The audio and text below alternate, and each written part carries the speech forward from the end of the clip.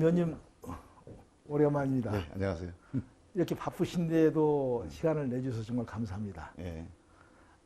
지난번 3년 동안 개헌특위 활동을 저희들이 이제 주도하면서 이렇게 국회에서도 열심히 정말 성실하게 개헌을 위해서 활동하신 분이 계시구나 하는 의미에서 큰 감동을 받았습니다. 그래서 우리 유권회의 모든 멤버들이 의원 중에서 한 분을 모시고 얘기를 듣는다면 당연히 우리 김종민 의원을 모시고 듣는 것이 좋겠다라고 생각해서 오늘 특별히 모셨습니다. 네. 더군다나 최근에 또 선거법 개정 문제에 관해서도 그 위원장 맡으셔가지고 고생하셨지 않았습니까? 네. 그래서 두 가지를 동시에 묻도록 이렇게 하겠습니다. 우리 김 의원님은 지금 논산이 지역구시죠? 예, 논산, 금산, 계룡이 지역구입니다. 서울대 국문학과 나오신 것으로 알고 있고 예. 좀 어떻게 생각하면 좀 빨리 들어오실 분이 네. 좀 뒤늦게 들어왔다 하는 생각을 갖게 되고 네. 그래서 앞으로 이제 지금 연세로 봐서도 연부역강하시니까 우리 정치를 위해서 큰 일을 할 것으로 기대됩니다. 네. 내년에 이제 재선에 성공해야 일을 할 텐데 열심히 하겠습니다. 이번에 그 청문회 해보니까 어떻든가요? 아이고 힘들죠. 힘들어요? 예. 제가 국회 들어와서 인사청문회 여러 번 했습니다.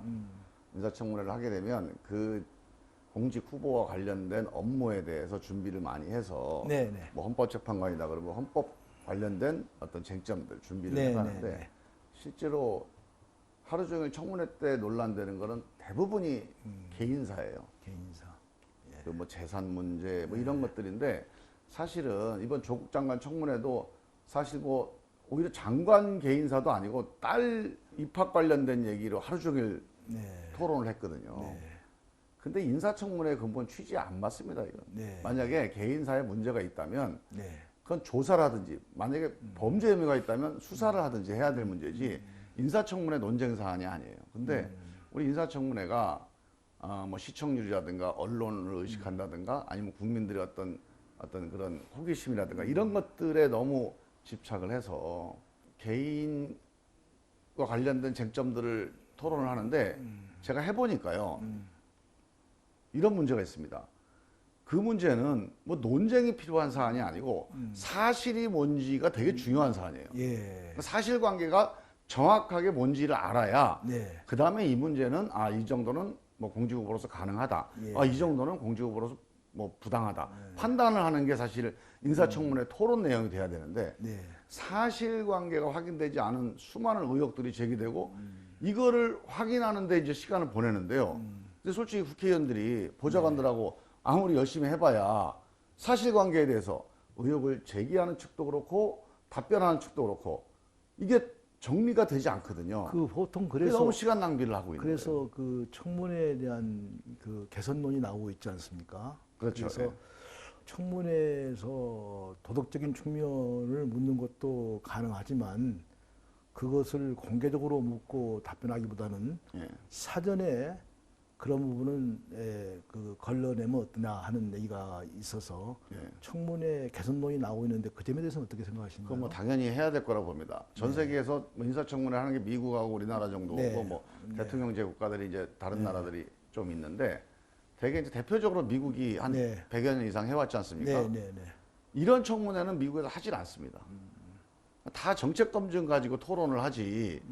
이런 개인 사생활, 그건 당연히 금감원에 의뢰를 하든지 국세청이나 검찰에 의뢰를 해서 사실 확인해달라. 그 결과를 가지고 이 정도면 이거는 적격이다 부적격. 이 판단을 국회에서 해야지 의혹 제기해놓고 또 반론 있으면 또 조사하고 사실 이런 활동이 국민들이 국회의원한테 부여해준 그 권한을 행사하기에는 안 맞아요, 성질이. 그래서 저는 이 제도는 근본적으로 개선을 해서 그런 어떤 사실관계가 확인돼야 될 필요가 있는 거는 전문기관한테 의뢰를 해서 조사를 하고 그 결과를 가지고 최종적으로 적격 부적격 판단에 참고하는 쪽으로 그리고 공개적인 청문회는 정말 이 사람의 역량과 자격을 그 정책 역량 중심으로 평가하는 그런 청문회가 돼야 된다. 만약에 그런 이제 국회의 의사를 조금 더 존중하는 쪽으로 이제 대통령에게 요구하고 싶다면 저는 국회는 대통령의 추천권을 존중하고 대통령은 국회의 청문 의견을 존중하고 이런 두 가지 상호 존중 원칙을 법에다가 담는 정도 그런 정도면은 전 정치력으로 충분히 해결할 수 있는 그런 범위가 아닐까 생각이 듭니다. 그 정도는 얘기가 됐다고 생각하고요. 예. 국민들은 참 정치권이 너무 대립된 그 구도 속에서 싸움만 한다. 예. 민생을 챙기지 않는다 이런 말을 하거든요. 근데 우리 김 의원께서 헌법 개정도 해보셨고 선거법 개정도 지금 또 위원장을 지냈지 않습니까? 그런데 또 청문회도 해보셨는데 정말 저도 정치를 해봤지만 너무 대립 갈등이 심하거든요. 예. 그 갈등이 심한 원인이라든지 그 치유책에 대해서 간단하게 얘기할 수 있을까요? 예. 원래요, 네, 인간 사회가 네, 갈등이 심하고 원래 많이 싸웁니다. 네, 그 인류가 지금까지 몇천 년을 살아오면서 싸움도 하고 전쟁도 하고 그렇게 살아왔어요. 이 문제를 해결한 인류 역사의 중요한 사건이 있습니다. 네, 바로 의회라는 제도를 발명하는 거예요. 네, 네, 네. 인류는 원래 그러니까 사람은 원래 싸우게 돼 있어요. 왜 의견도 다르고 이해관계가 다르고 기본적으로 인간은 욕망이라는 게 있기 때문에 자기 중심으로 뭔가 이 욕망을 채우려고 하잖아요.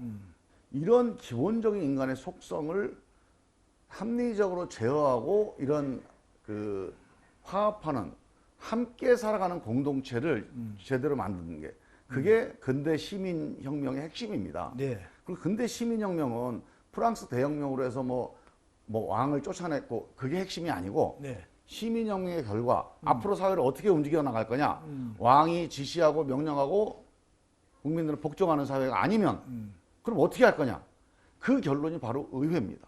의회를 만들어서 우리 국민의 대표를 뽑아서 우리가 결정을 한번 해보자. 우리 결정한 거에 대해서 우리가 불만이 있거나 나한테 불이익이 오더라도 우리가 다 수용하자. 이 약속을 한 게 근대 시민혁명입니다. 네.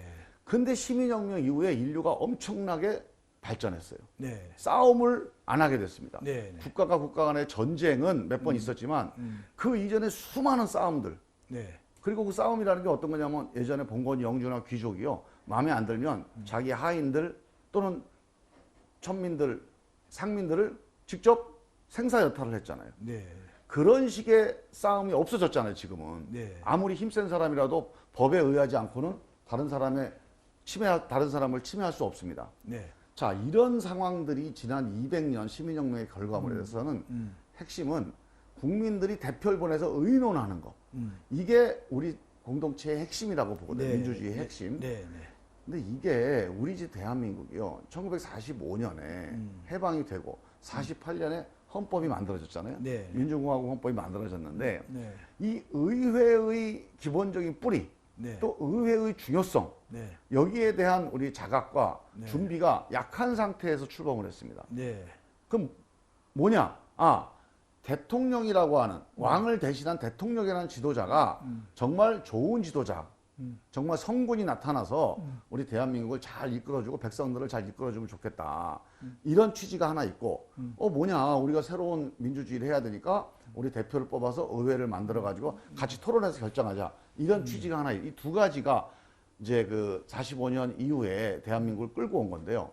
전자, 네. 훌륭한 대통령이 대한민국을 끌고 나가면 우리가 발전할 거다. 네. 이런 믿음이 우리한테 좀 더 강했던 겁니다. 네. 근데 어떻습니까? 지난번에 해보니까. 지금 지난 70년, 특히 최근에 민주화 이후에 네. 국민들이 직접 대통령을 뽑으면 좀 달라질 거라고 생각을 했잖아요. 네. 근데 지난 30년도 그 점에 있어서는 좋은 대통령을 만나면 좀 괜찮아지고 대통령이 지금 문제가 심각하면 나라가 완전히 흔들려 버리는 자 이런 문제가 생겨서 과연 이게 민주공화국의 본 모습이겠느냐 이런 고민들을 좀 해야 될 때가 온 거죠. 그럼요. 예. 지금 이 정치판이 대립과 갈등의 뭐 구조 속에서 정말 민생의 문제를 해결하기보다는 자기들의 기득권을 갖다가 유지하려고 하는 그런 그 정치인들의 뭡니까 뭐 욕망 때문에 흐트러지고 있다고 이렇게 보는 사람이 많이 있는데 그걸 고치는 방법이 뭘까요? 한마디로 해서 제도의 문제가 있을까요? 인물의 문제가 있을까요? 보시기에. 저는 근본적으로는요. 네. 국회를 바꿔야 됩니다. 의회를? 민주의 핵심은 국회예요. 국회를 바꿔야 된다. 예, 왜냐하면 이 민주공화국은요. 네. 국회가 가장 중심입니다. 네. 왜? 네. 국민 주권 아닙니까? 그렇습니다.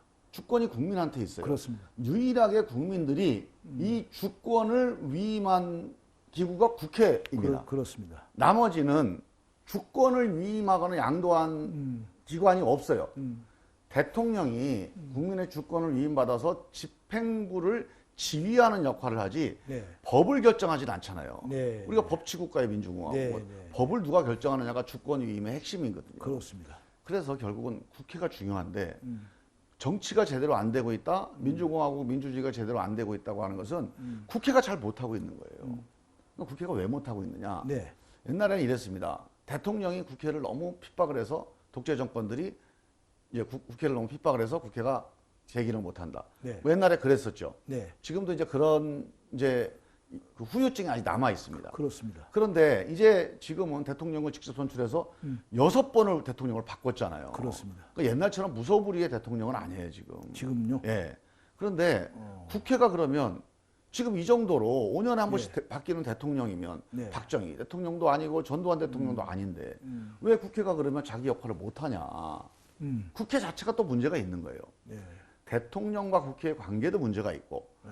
본질적으로는 국회 스스로가 문제가 있다. 네. 그래서 이 문제를 근본적으로 해결하지 않으면 네. 결과적으로는 우리가 이제 개헌을 할 때 보면 아, 네. 대통령이 제왕적이니까 네. 대통령 권한이 너무 많다. 국회로 넘기면 해결하겠다. 근데 결정적으로 문제가요. 국민들이 반대를 해요. 네. 국민들이 민주주의를 다 원하는데 지금 대통령이 우리 박근혜 대통령 보면서 아, 대통령이 정말 잘못되면 큰일 나는구나. 그거 봤잖아요. 제가 이제 개헌특위를 2년 네. 하면서 느낀 거예요. 네. 네. 네. 저도 이런 민주적인 헌정 질서에 대해서 국민들이 찬성할 거라고 생각했습니다. 네. 근데 아니에요. 국민들이 반대합니다. 왜 반대하냐? 네. 이런 민주주의를 싫어서 반대하는 게 아니에요. 네. 아, 대통령이 너무 권한이 많구나. 네. 권력을 좀 분산해야 되겠구나. 네. 이게 민주주의다. 네. 이거를 반대하는 게 아닙니다. 네. 문제는 이 권한이 네. 대통령 아니면 국회 둘 중에 하나로 가야 돼요. 네. 국민의 직접적인 권력의 위임은 두 군데밖에 없잖아요. 네. 근데 이걸 국회로 보내야 되는데 국회에 대한 신뢰가 너무 없는 거예요. 국민이 볼 때. 예. 그러니까 국회로 가는 것도 걱정이 되는 거예요. 그래서 저는 이게 국민들이 아, 이거 헌법을 잘 이해를 못하고 이 제왕적 대통령 구조를 잘 이해를 못해서다라고 하는 거는 저도 그렇게 생각을 했는데 그거는 약간 제가 보기에는 판단 착오다. 국민을 잘 모르는 거다. 국민은 저는 안다고 봅니다. 자세히 뭐 이론적으로는 몰라도 아, 대통령이 권한이 너무 많고 지금 집행부가 많고 의회가 권한과 책임이 없어서 의회가 하는 일이 없고 그래서 민주주의가 안 돌아가고 국민 주권이 제대로 반영이 안 되고 이걸 다 어렴풋이 알고 있습니다. 이거를 헌정 개혁을 해가지고 권력의 소재지를 이동을 시켜야 되죠. 그럼 대개 국회로 이동을 시켜야 됩니다. 국회가 그거를 받을 수 있는, 받아서 감당할 수 있는 수준이 되느냐에 대해서 근본적인 불신이 너무 강해요. 그래서 저는 헌정 개혁이 필요하다고 봅니다. 헌정 개혁이 필요한데 반드시 병행해야 될 게 또는 같이 가야 될 게 국회 개혁이에요. 국회를 개혁하겠다고 하는 로드맵. 국회 이렇게 하면 개혁이 됩니다. 특히 국회가 스스로 이렇게 개혁하겠습니다라고 하는 대국민 선언 그리고 실천이 시작되지 않는 한 국회로 권력을 주십시오. 저는 이 헌법 개정은 저는 100% 실패한다고 봅니다. 그런데요, 국민들은 나는 또 국회의원들도 말은 그렇게 하시던데요. 권력을 나누어 갖는 제도, 네. 협치의 제도가 필요하다고 얘기합니다. 그리고 사실 우리가 역사에서 보지만 권력이 집중되면 남용되기 마련이고 그렇죠. 남용되다 보면 부패되지 않습니까? 그래서 네. 권력은 나누는 것이 나는 옳다고 생각하는데요. 네.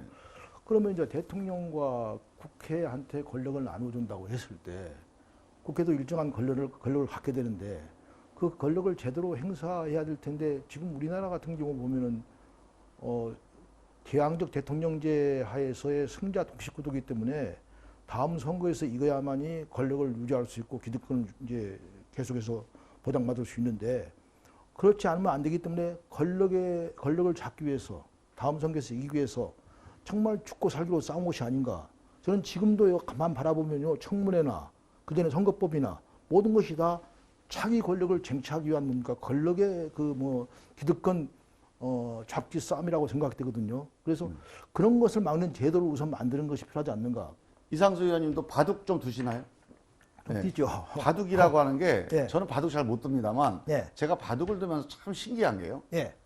돌을 이렇게 두잖아요. 네. 근데 똑같은 도를 도더라도 순서에 따라서 승패가 달라지더라고요. 그렇죠. 그 수순이라고 얘기를 하던데 그렇죠. 엄청나게 수순이 중요하더라고요. 그게 전부죠, 어떤 예. 그래서 저는 그걸 보고 야, 인간사의 이 오묘한 뭐 이런 이치가 여기 숨어 있구나 하는 생각이 들었는데 저는 지금 정치 개혁이 예. 선거 개혁, 국회 개혁, 헌정 개혁 이 세 가지가 함께 이루어지는 게 정치 개혁이라고 보는데 우리가 저는 처음에는 이 헌정 개혁 중심으로 왜냐하면 이게 가장 근본적이니까 이 권력을 어떻게 배분해서 민주적으로 운영할까 이게 핵심이니까 이 문제를 되게 고민을 해왔는데 제가 보기에는 결국은 이거는 모든 권력의 핵심은 의회 권력이에요. 국민의 대표 권력이니까 의회 권력을 강화하고 이 수준을 높이는 게 권력 개혁의 핵심입니다. 그러면 이 의회 권력을 바꾸려면 국민들이 의회에 대해서 아 저기다 권력을 더 줘도 되겠다고 하는 신뢰를 확보하는 과정이 전제되지 않고는 네. 꼼짝도 안 하는 겁니다. 네. 그래서 네. 그 두 가지 요건이 저는 선거 개혁과 국회 운영의 개혁이다. 이 두 가지라고 보는데 그 이유는 이거죠. 자 의회를 개혁해야 돼. 의회에다 권한을 줍니다. 이렇게 헌정 개혁을 해야 된다. 개헌을 하자. 그러면 의회를 믿지 못한다. 왜 믿지 못하느냐? 저는 두 가지라고 봅니다. 의회의 구성 자체가 민주적인 구성이 안 되고 있어요. 의회 운영이 민주적인 운영이 안 되고 있습니다. 이 민주적 구성, 민주적 운영 이 두 가지를 해결해야 국민들이 의회를 신뢰할 수가 있습니다. 누구는 예를 들어서 뭐 불체포 특권, 뭐 면책 특권, 그 다음에 무슨 세비 삭감. 저는 국민들이요 이거는 격가지라고 생각을 합니다. 본질은 의회 구성을 민주적으로 해서 정말 대표가 대표다워야 되고 그 다음에 운영을 정말 자기들끼리 또 힘센 사람들끼리 실세들이 알아서 하는 게 아니라 좀 300명이 정말 제대로 민주적으로 결정하는구나. 이 신뢰가 있어야 됩니다. 그러면 한 가지 여쭤보고 싶은데요. 의회 구성을 제대로 민주적으로 하고 운영도 잘해 나가려면 무슨 그 방법이 있을까요? 두 가지가 있는데요. 네. 일단 하나는 구성을 민주적으로 하려면 네. 선거 제도를 바꿔야 바꿔야 됩니다. 되고. 핵심이 네. 지금 선거 제도가 네. 타 선거구에서 다수 득표한 사람이 1등한 사람이 그 국회의원을 하잖아요. 그러니까 이게 민주적이라고 우리가 볼 수가 있죠. 네. 요 선거 방식은 민주적입니다. 네. 왜냐하면 1등한 사람이 당선자가 되니까요. 그렇죠. 우리 대표가 되잖아요. 그렇죠. 그래서 생각을 해보세요.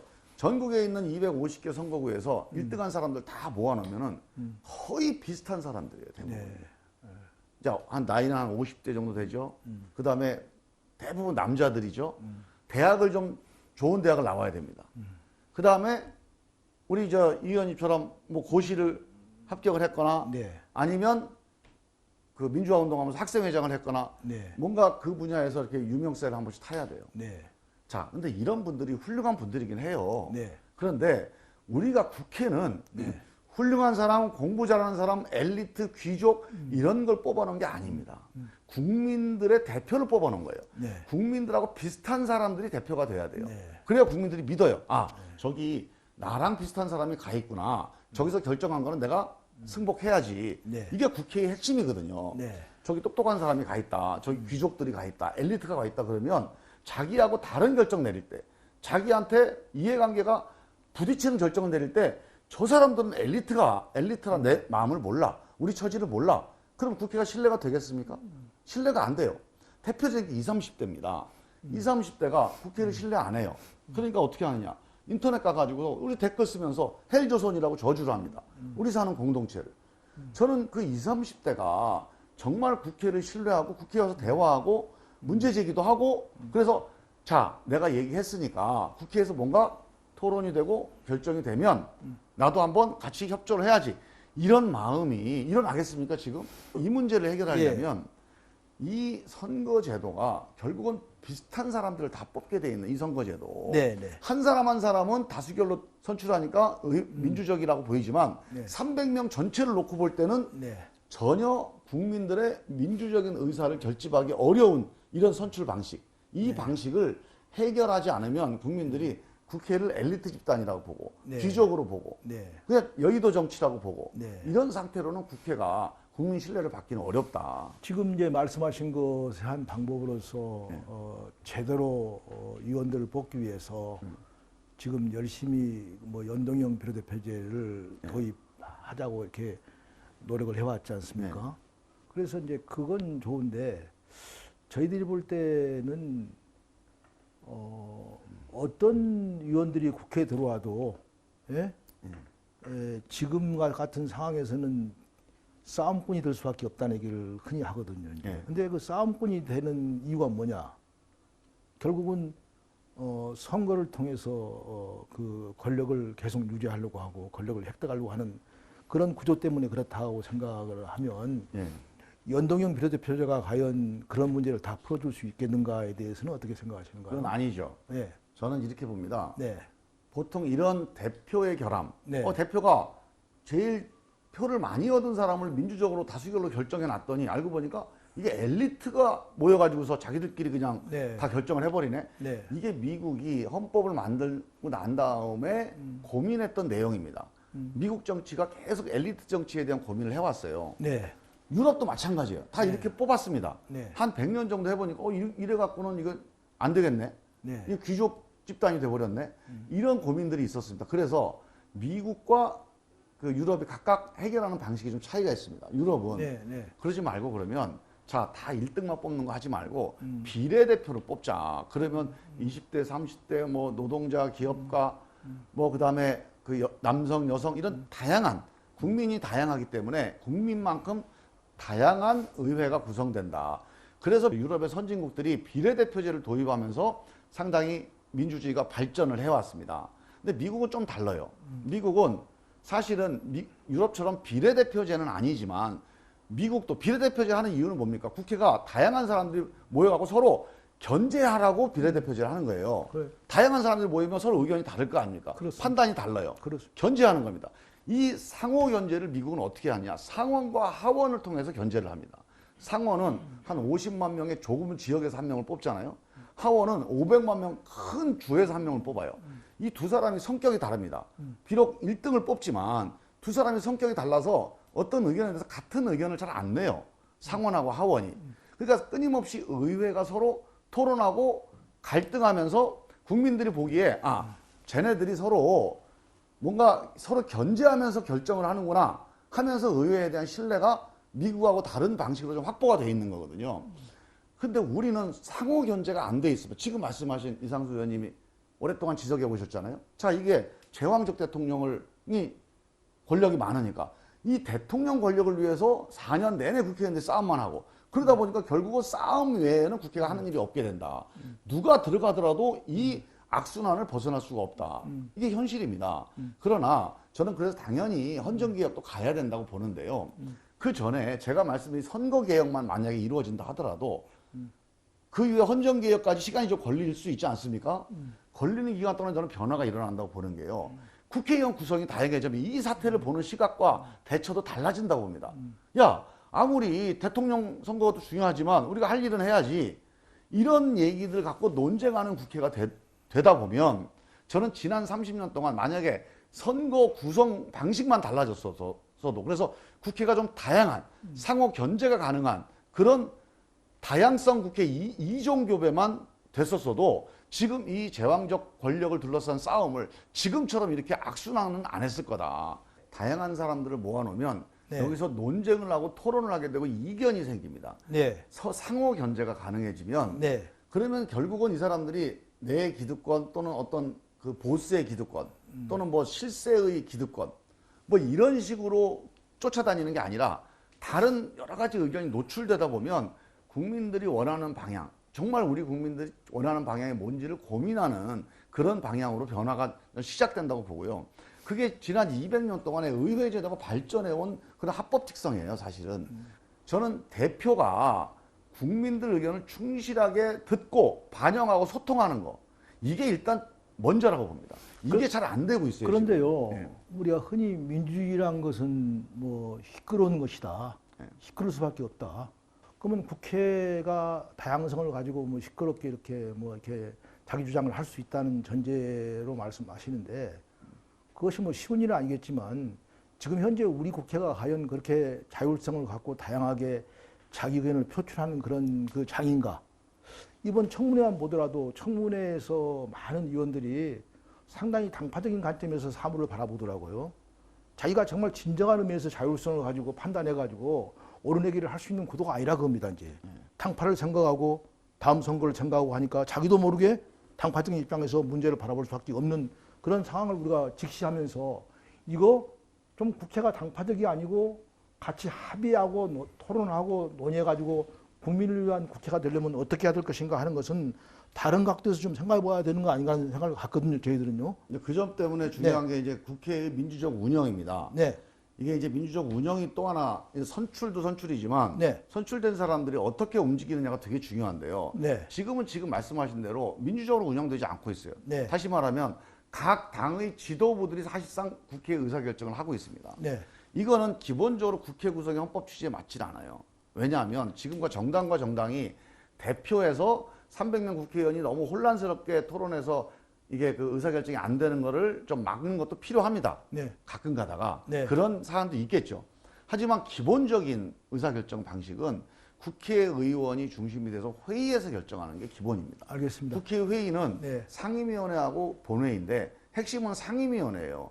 이 상임위원회에서 자율적으로 토론하고 논쟁해서 의사결정되는 것, 이것이 기본적으로 확립이 되어야 기본적으로 국회에 어떤 논쟁이 던져졌을 때 당파적인 이해관계로 결정하지가 않고 정말로 각자가 자기 의견을 얘기하면 궁극적으로 모아지는 게 뭡니까? 아, 이게 국민의 국익을 위해서, 국민들의 이 국익을 위해서, 공공선을 위해서 어떤 결정이 제일 좋은 결정이겠는지, 그게 많은 동의를 얻게 되거든요. 합의를 얻게 돼요.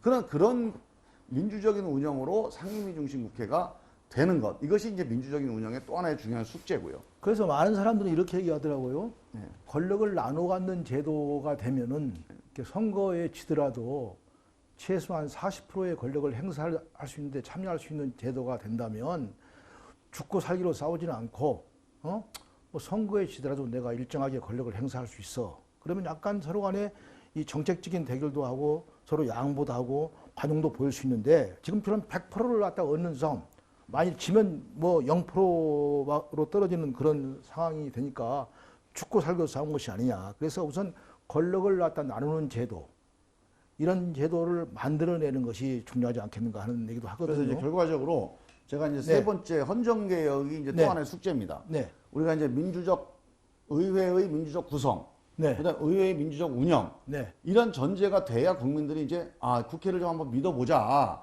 이런 전제 위에서 그러면 국회가 무슨 일을 할 거냐? 네. 지금 국회가 아무 일도 안 하고 있습니다. 네. 지금 말씀하신 대로 뭐 대통령 권력을 나누고 이런 걸 떠나서 네. 국회가 일을 안 하고 있어요. 네. 사실 우리 헌법으로 보면요, 네. 국회가 권력을 갖고 있습니다. 그럼 직무유기하는 겁니다. 예, 무슨 개헌을 할 필요도 없어요. 네. 자, 우리가 대통령 권력이 이제 제왕적이라고 얘기를 하는데요. 네. 대통령 권력이 제왕적인 이유는 이겁니다. 뭐 검찰, 국정원장, 심지어 대법원장도 임명을 하잖아요. 네. 그래서 이 인사에 관한 문제, 뭐 네. 장관부터 시작해서 모든 이제 그 국가 권력기관을 다 임명을 하니까 이 인사권이 너무 과도하다. 그럼 인사권에 대해서 어떤 동의권이라든가 네. 민주적인 추천 절차를 통해서 민주적인 인사 절차를 만드는 거는 개헌사항으로 꼭 필요해요. 네. 근데 대통령과 의회의 권력 문제는 저는 본질적으로는 입법권입니다. 핵심은. 네. 권력의 핵심은 입법권 아닙니까? 법이 중요하잖아요. 법치국가니까. 법을 만드는 걸 지금 다 정부에서 만듭니다. 국회에서 만들지 못해요. 그래서 저는 이 문제는 그 인사권, 즉 네. 총리부터 장관, 그다음에 법관, 기타 다른 헌법기관장들의 인사에 관한 권한을 네. 국회와 대통령이 서로 같이 이제 협력해서 하는 문제, 협치해서 하는 문제. 이게 이제 개헌 사항이 하나가 있고요. 이것도 중요한데 더 본질적인 문제는 이거는 개헌을 해야 될 수도 있고 또 개헌이 안 돼도 가능한 문제긴 한데 네. 핵심은 입법권을 회복하는 겁니다. 네. 입법권을 국회가 행사를 해야 돼요. 그러면 지금 국회가 권한이 있는데 왜 행사를 못 하느냐? 저는 이 문제의 핵심은요. 기본적으로 입법이 뭔지에 대해서 국회가 근본적인 결단을 해야 됩니다. 네. 지금은요. 네. 정부가 아주 세세한 뭐 규제라든가 뭐 제한이라든가 세부 실행 계획에 대한 입법을 갖고 와요. 네. 정부가 잘 알죠. 왜냐하면 이걸 네. 공무원들이 진짜 집행을 하니까 제일 전문가 아니겠습니까? 그런 법을 위주로 운영이 되다 보니까 정부 입법이 우세한 거예요. 주도권을 갖게 되는 겁니다. 그런데 예를 들어서 우리가 자 대학 입시를 한번 생각을 해봅시다. 네. 대학 입시라고 하는 게 과연 교육, 우리 중국어 교육, 대학 입시. 자, 그러면 수시를 몇 프로 할까? 정시를 몇 프로 할까? 이건 누가 제일 잘 알겠습니까? 이거는 행정부가 제일 자세하게 알고 있어요. 과연 이렇게 했을 때 어떤 부작용이 있는지, 어떻게 해야 되는지. 근데 근본적으로 자, 우리가 지식교육에서 네. 전인교육으로, 창의적인 교육으로 가자. 이런 기본적인 교육의 방향. 이거는 누가 제일, 이거 공무원들이 잘 알 수 있습니까? 또 공무원들이 토론한다고 됩니까? 이거는 정말 국회의원들이 대표로서 시장과 시민들의 의견을 들어서 정말 지혜가 뭔지 또는 지혜가 뭔지가 중요하지만 더 중요한 거는 우리가 결정된 거를 아, 저거는 우리가 참여해서 결정한 거니까 우리가 승복하자, 협조하자. 이런 국민의 마음을 모아내는 일. 이런 일들이 사실은 입법으로 결정될 일들이 많은데 네. 국회가 그걸 안 하고 있어요. 그래서 저는 만약에 개헌이 된다면 네. 국회의 입법 기능의 하나로 네. 국정에 대한 정책 기획을 네. 국회가 매년 법률안 형태로 국정 기본 계획을 매년 연말에 입법을 해서 네. 이거를 정부에 넘겨주면 정부는 이 기본 계획에 따라서 세부적인 실행 계획을 짜서 네. 그 실행 계획에 따라서 법도 만들고 세부 개별법도 만들고 또 예산도 구성하고 이런 그 국회와 행정부의 관계를 재조정하는 그래서 기본적인 국정의 방향을 국회에서 결정하는 그런 새로운 제도 개선 혹은 관행의 개선 이런 것들이 좀 필요하다. 이번에 선거법을 그래도 어렵게 패스트 트랙에 올렸는데 앞으로 우선 어떻게 될 것인지 좀 전망도 물어보고 싶고요. 갑작스럽게 그 법안을 만들다 보니까 저희들이 볼 때도 좀 문제가 있는 부분이 있는데 그걸 또 시정하고 고쳐야 될 것처럼 보이는데 그런 데 대한 어떤 계획이 있으신가요? 예, 원래 이제 우리가 패스트트랙을 진행을 할 때는 네. 이제 8월 말에 우리가 패스트트랙이 이제 상임위 통과됐잖아요. 네. 그러면 9월, 10월, 11월 최소한 3개월, 네. 늦어도 이제 12월까지는 네. 4개월 안에는 네. 최종적인 수정안을 합의해서 수정안을 통과시키겠다고 생각하고 이제 상임위에서 의결을 한 겁니다. 네. 네. 근데 지금 이제 법무부 장관 청문회나 또 여야 대립이 계속되면서 네. 전혀 논의가 지금 안 되고 안 되고 있어요. 있습니까? 그래서 좀 안타까운데요.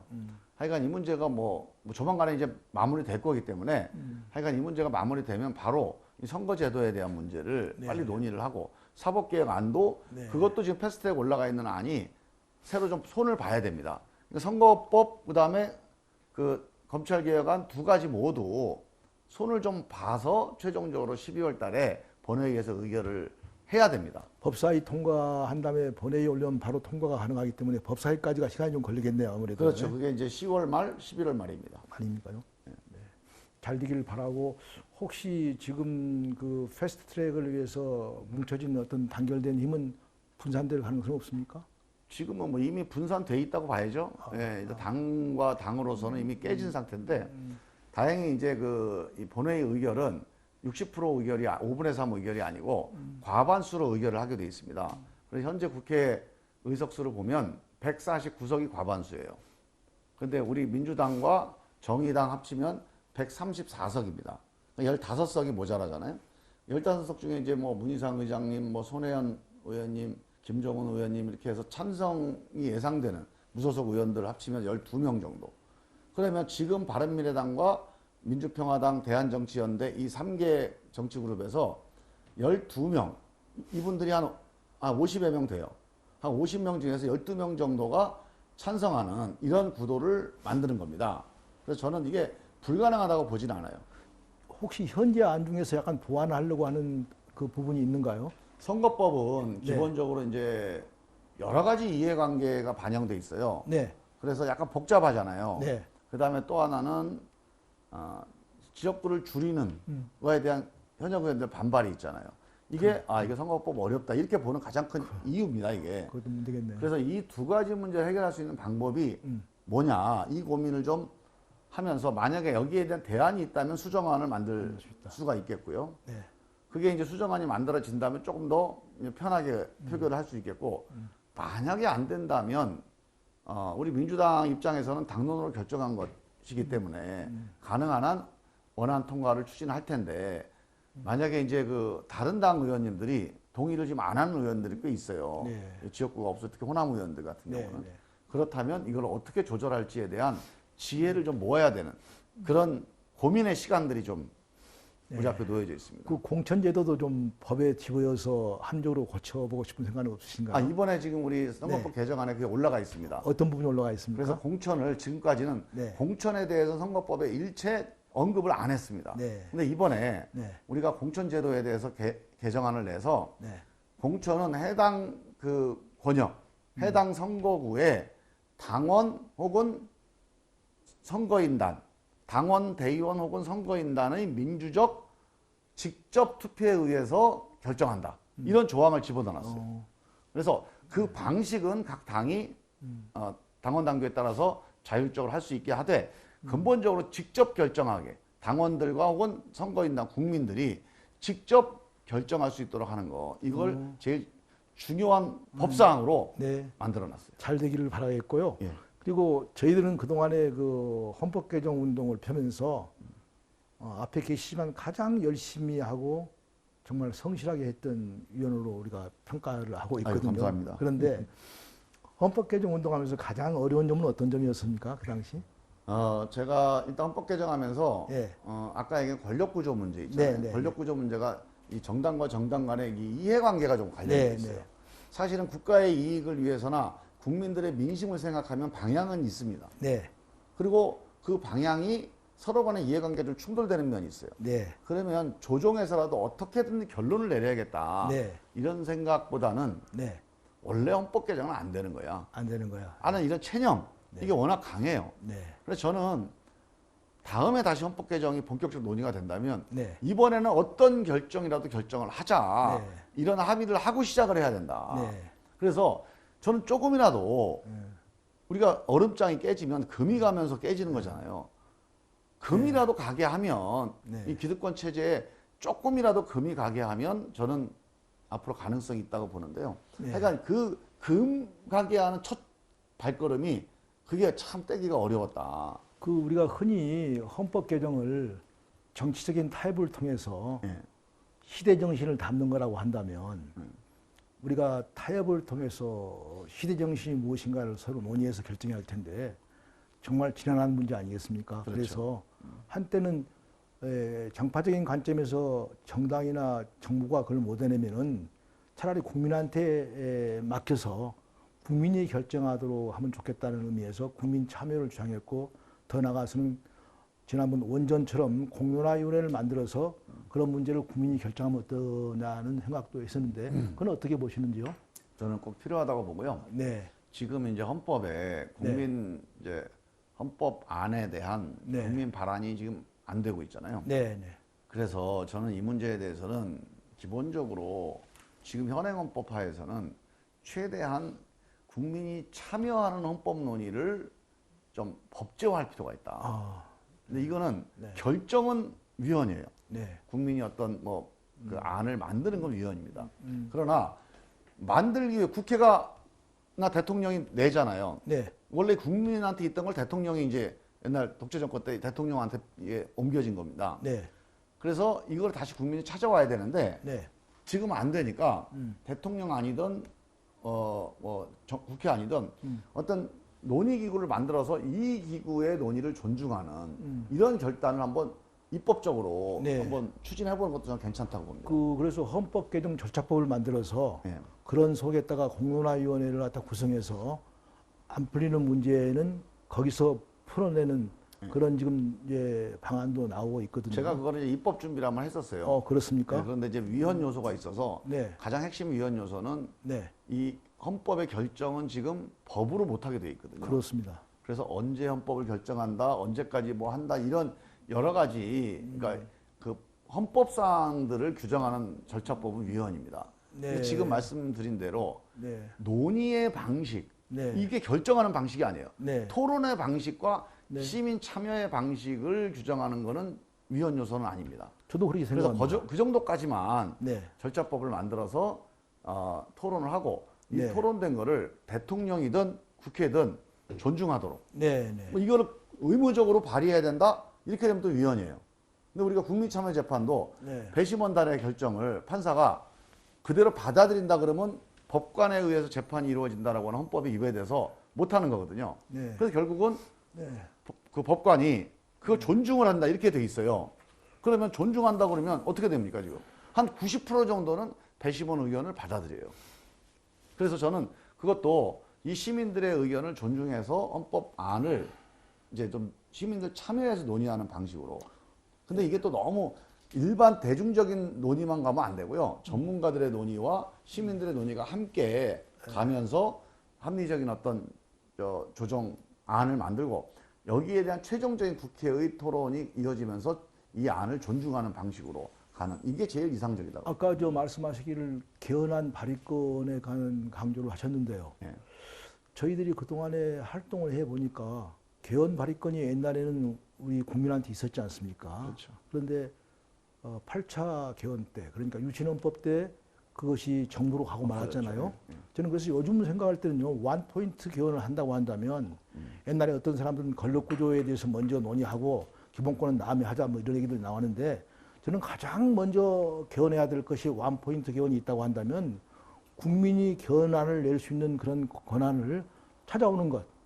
그래서 정부나 국회가 약간 개헌안을 발의하지 않고 미룰 때 국민이 추동해서 그런 개헌안을 내서 논의해 주시오 하는 그런 구조를 만드는 것이 나는 가장 필요하지 않겠는가 해서 심지어 지금 우리 헌법개정 주권회의에서는 어떤 논의가 있냐 그러면 어차피 대통령 선거, 아니 국회의원 선거 때까지는 헌법 개정이 쉽지 않다고 하는데 이번 21대 국회 때까지 국민 개헌안을 우리가 발의해가지고 통과시키는 것 정도는 할 수 있지 않을까.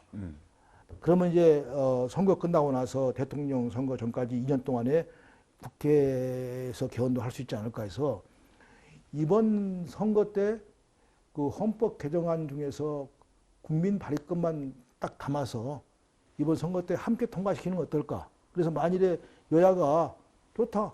개헌안 발의권은 국민한테 돌려주는 것은 찬성한다 하면 원포인트 개헌도 가능하지 않을까 해서 그 원포인트 개헌을 하라고 촉구할 생각이 좀 있거든요. 그 점에 대해서 어떻게. 사실 제가요. 네. 지난번 개헌특위의 마지막 때 그 제안을 했었습니다. 개헌특위에서. 원포인트 개헌을 네. 하자. 원포인트 개헌해서 네. 국민 발의권만 먼저 일단 헌법 개정을 하자. 이대로는 도저히 헌법 개정이 불가능하다. 절대 찬성입니다. 저희는. 네. 네. 그래서 제안을 했었는데 그때가 이제 이미 이제 개헌이 어렵겠다라고 네. 이제 여야 정당이 네. 체념한 상태여서 동력을 뒷받침을 못 받았는데 저는 좋은 방안이라고 봅니다. 네. 기본적으로 이번 개헌이나 선거법 문제는요. 제가 네. 뭐 두 논의를 다 해봤는데 논의의 절차를 어떻게 민주적으로 바꿀 거냐가 상당히 중요합니다. 이 네. 결과도 중요하지만 네. 그래서 지금 선거법도 합의해서 결정하자고 주장하잖아요. 근데 30년 동안 합의가 안 되지 않습니까? 왜냐하면 한 사람이라도 기득권을 침해받으면 동의를 안 해요. 그러니까 합의가 안 되는 겁니다. 그래서 이 문제는 새로운 논의 방식을 법적으로 결정을 하는 게 지금 대안이라고 보고요.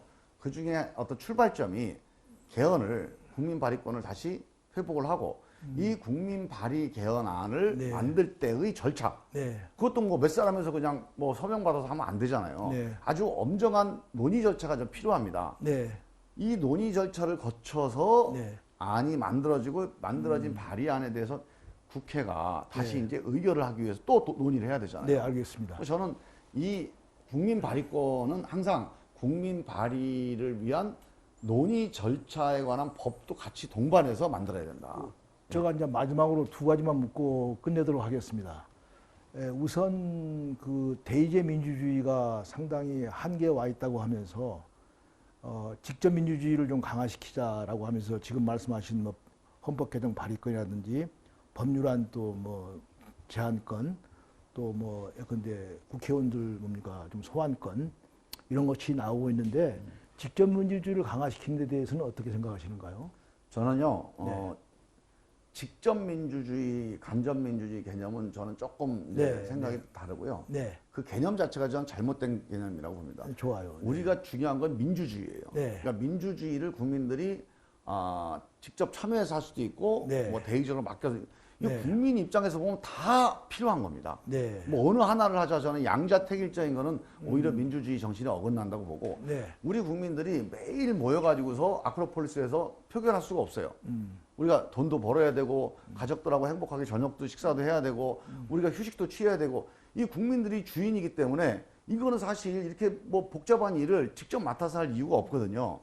이런 일을 하라고 아예 너는 딴 거 하지 말고 이것만 해라고 대의 대표를 구성한 거 아닙니까? 네. 이 국민들을 일을 대신하는 대표가 일을 잘하는 게 사실은 국민들의 주권을 행사하는 제일 좋은 제도입니다. 네. 근데 그렇게 하는 과정에서 만들어 놨더니 보니까 시간이 지날수록 조금 정신이 좀 흐트러진다. 네. 그래서 선거를 4년에 한 번씩 하고 뭐 정 안 되면 2년에 한 번씩 하자. 뭐 이런 논쟁이 있는 겁니다. 네, 네, 네. 근데 저는 그 과정에서 국민들과의 소통을 활발하게 하는 게 저는 핵심이라고 봐요.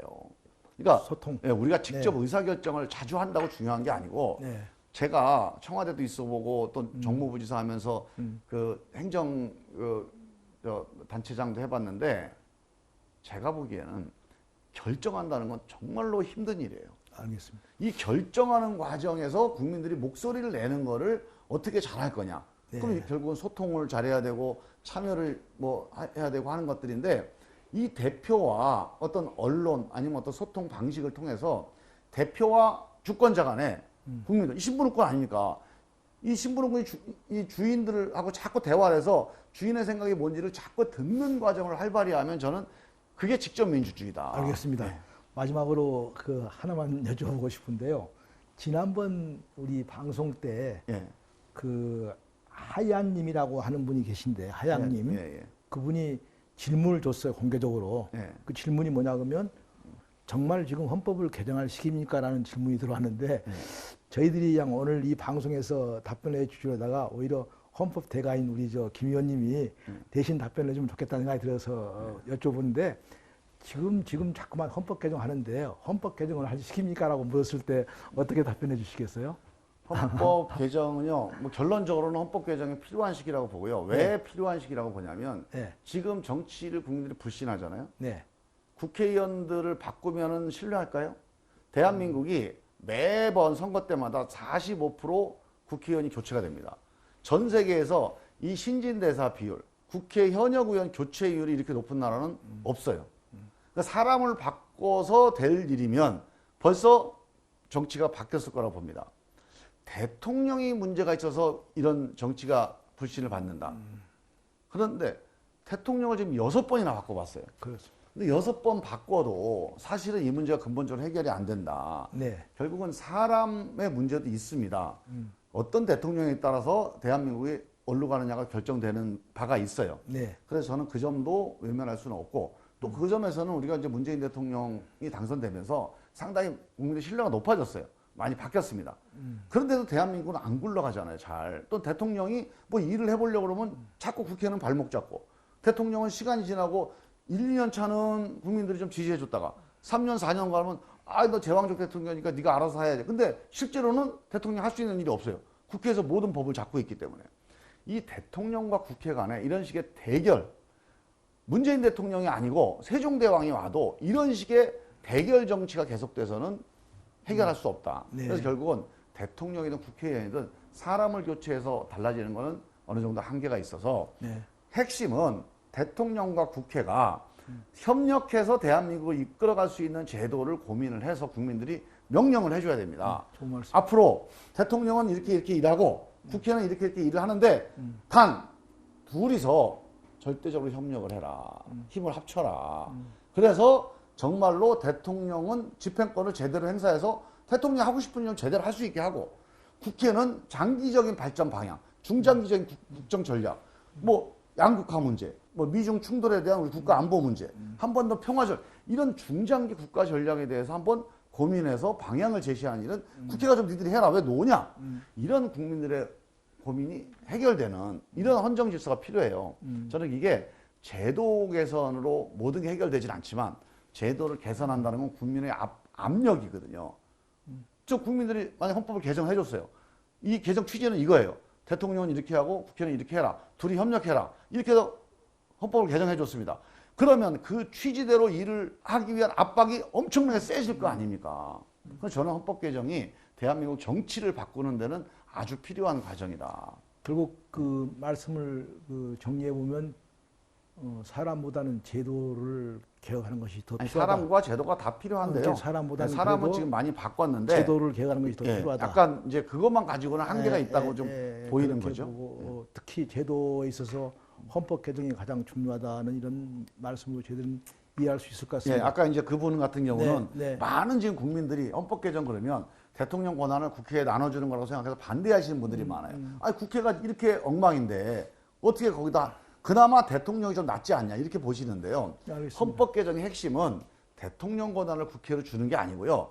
대통령과 국회가 지금처럼 대결하고 서로 발목 잡지 않고 협력하게 만드는 게 헌법 개정의 핵심입니다. 하여튼 오늘 바쁘신 가운데도 이렇게 시간 내주시고 좋으신 말씀을 정말 과감 없이 해준 데 대해서 감사를 다시 드리고요. 실제 저희들은 계속해서 헌법 개정 운동을 펴나가려고 하는데 우리 김 의원님 같은 분이 국회에 계시면 정말 큰 힘이 됩니다. 그래서 반드시 다음 선거에서도 이렇게 당선돼서 알겠습니다. 국회에서 헌법 개정을 이뤄내는데 그 기수로서 역할해 주기를 간곡히 바라면서 건승을 빌겠습니다. 아이, 감사합니다. 감사합니다. 예.